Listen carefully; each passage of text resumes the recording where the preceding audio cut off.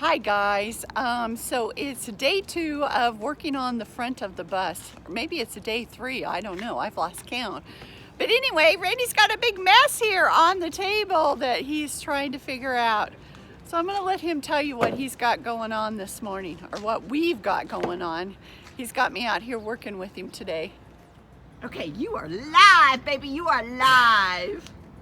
Okay, YouTube, yesterday I started taking off the pieces that were easy to take off because it's way easier to paint horizontal than it is vertical.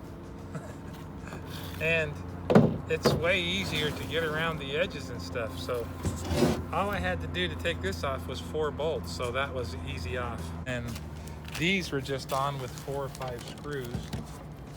Yeah, 4 screws, and these come off. I'm going to change the lights anyhow, so I need to get them out. So it's easy to take these off. And that, the only thing left on the front then was this piece here, which really would come off easily because it just, the light's unplugged right here. And then there's just 4 bolts that hold this on. That's crazy. Except for the fact that when I took the bolts loose, it wouldn't even wiggle. And that's when I figured out that this piece had been shifted up. So this is adjustable right here. And remember in some videos back, this piece goes up like that to the bumper. And this had been bent, so when that got bent, they shifted this upward. Anyhow, that lower fairing was pinched in there, which I always wondered. I thought, man, that looks tight down there. This was pinched in there. So see on the bottom where it's been rubbing on the top of the bumper? Yeah. So that's the bottom, and that's where it's been riding on the bumper.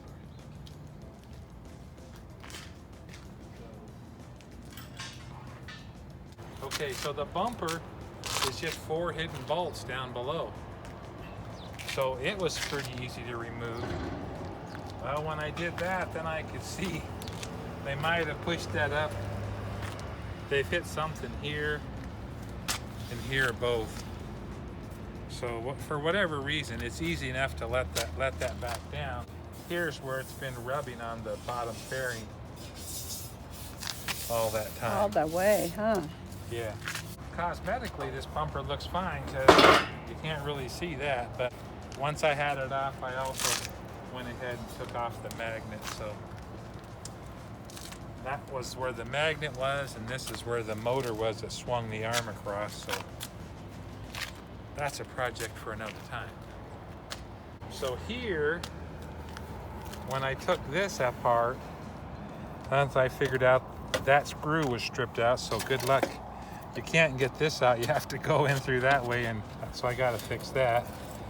But yeah, one of my headlights didn't work, and as I suspected when I took it out, the plug-in was not all the way in. Yeah, it was only sticking part way in there, so that might be why that other headlight didn't work. Interesting to know, right? Right. So in the process of taking that apart, I learned that these are stripped out. So I think I can just put in some bigger size screws into that tab, tap it for a bigger size. But anyhow, the screws that hold the headlight in there, 2 of them were stripped and 1 of them had fallen out. So I think that's the common everyday wear and tear things that happen on this kind of thing. Once this is out, see, we can just put some cardboard in here. We can sand all this and prime it. I'll get these removed. We can sand and prime those and paint them. And then I'll just pull the logo off of here and take those 2 things out, and everything will be easy, and we can get all the way around it. But the bus looks absolutely scary with these things off. It looks like we really did some dismantling, but it's really, it won't take me an hour to put it back on if everything goes. She looks so naked. Yeah. There you go, everybody. There's Shelley sanding the bus some more. She's excited about it. We're gonna do it all day, honey. Yeah, I don't know what to say. I have always been your sanding bleep. Bleep? Yeah, bleep. Even when we made kaleidoscopes. Baloney. You never sanded a wood kaleidoscope. Ooh, Pucky!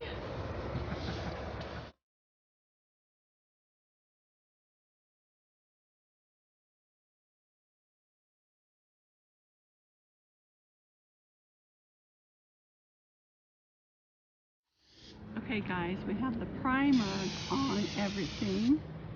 You can see the other 3 pieces over there on the table. And Randy is starting to put the very first coat of electric lime on the front of the bus.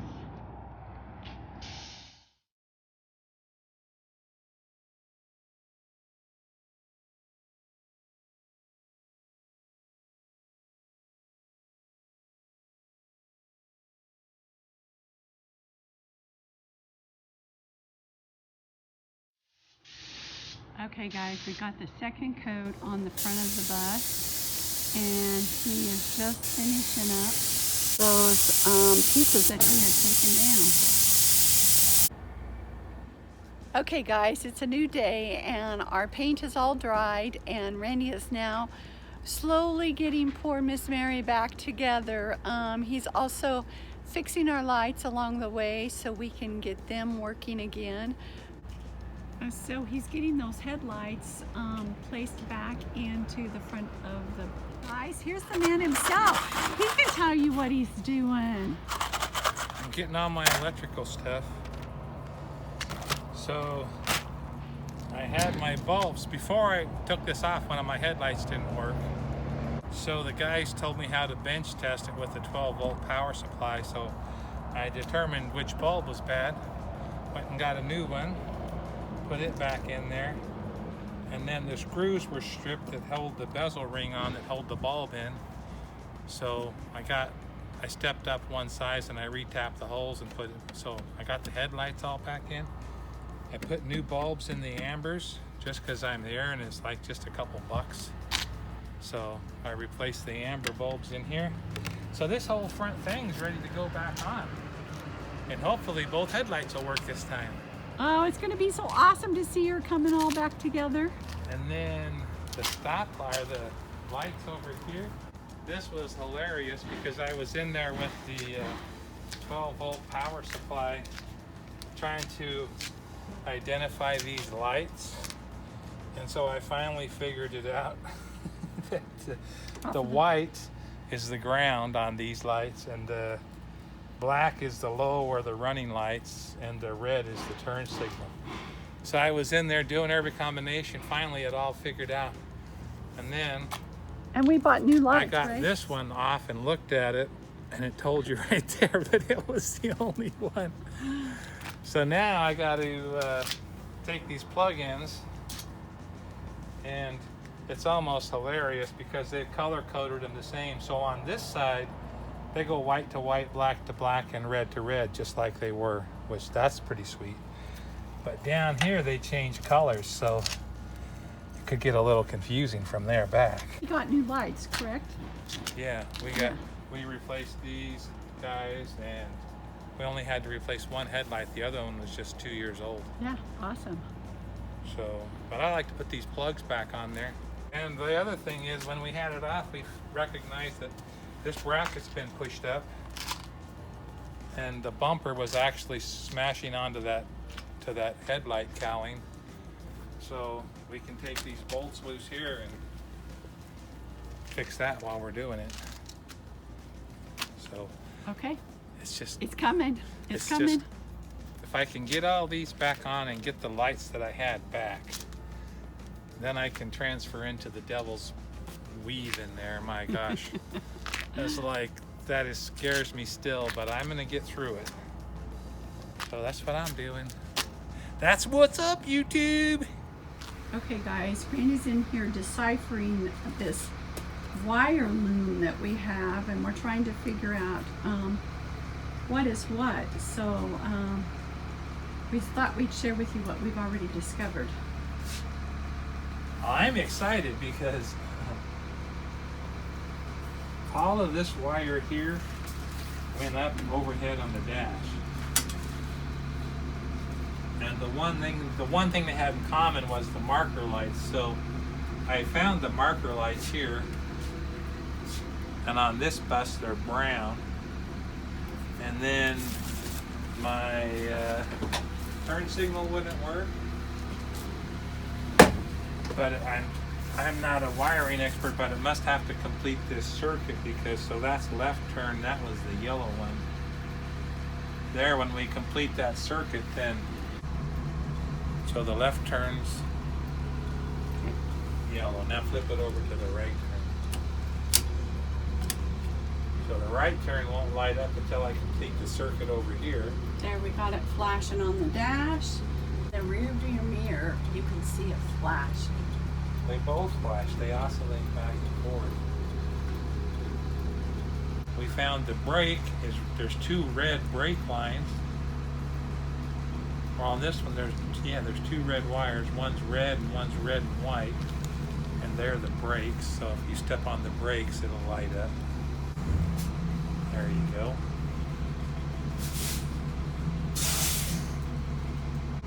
And the two marker lights.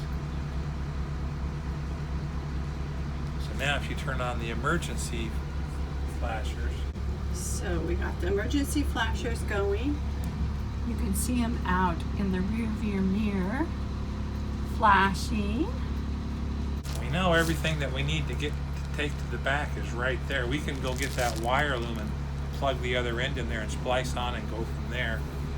And we can probably eliminate all of this. That's a couple pounds right there.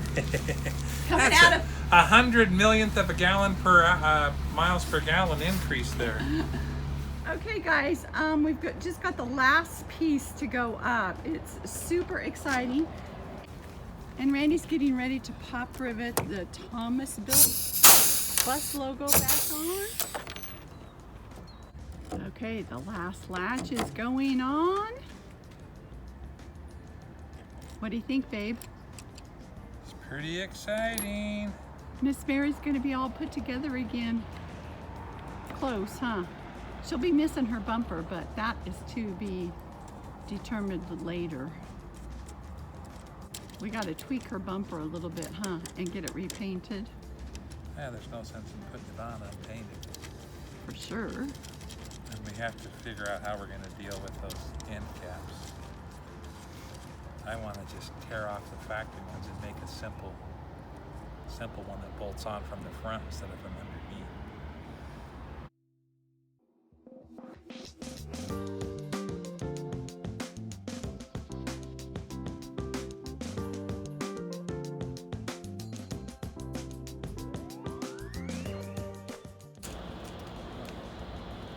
Ooh, yeah. Look at this, people. We'll get the tool to open these up and we get her locked in place. That is so cool! Puppy dance! We've got the front of the bus all completed, except for the bumper. We're gonna deal with that, but she looks so beautiful. She's all painted everywhere. The t-shirt looks perfect with the bus. Don't you guys love it? I'm all color coordinated with my bus today. I love this. So we're gonna just go ahead and end the video here and know that we love sharing the journey with you guys. Are so moved by all of your support and your comments, and we will just catch you in the next one. Love to you all. Bye.